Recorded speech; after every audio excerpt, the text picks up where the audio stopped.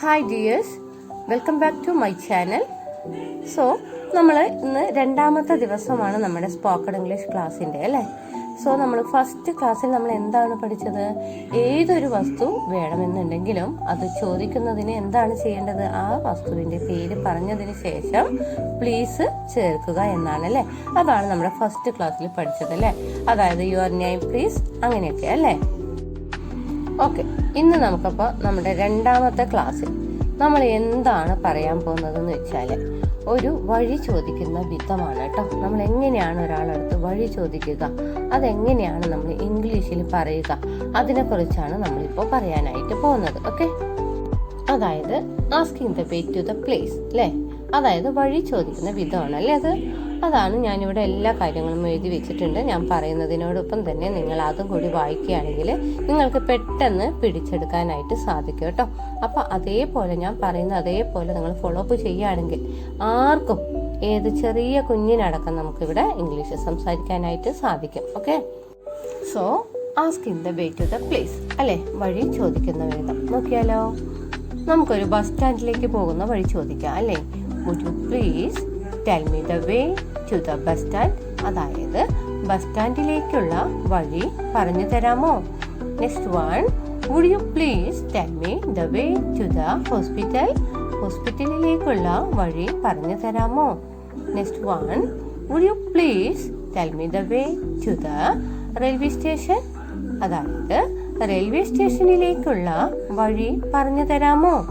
Next one, would you please tell me the way to the school. അതായത് സ്കൂളിലേക്കുള്ള വഴി ഒന്ന് പറഞ്ഞു തരാമോ.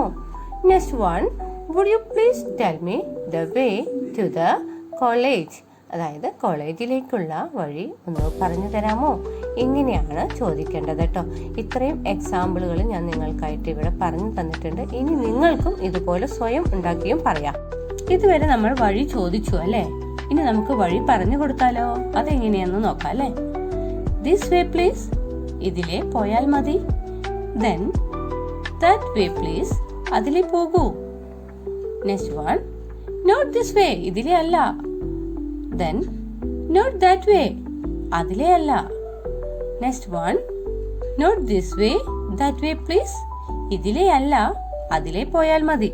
ഇനി not that way this way please, അതിലെ അല്ല, ഇതിലെ പോകൂ. ഇങ്ങനെയും പറയാം. Then this way straight please, ഇതിലെ നേരെ പോയാൽ മതി എന്ന് ആണ് ഇതിന്റെ അർത്ഥം വരുന്നത്.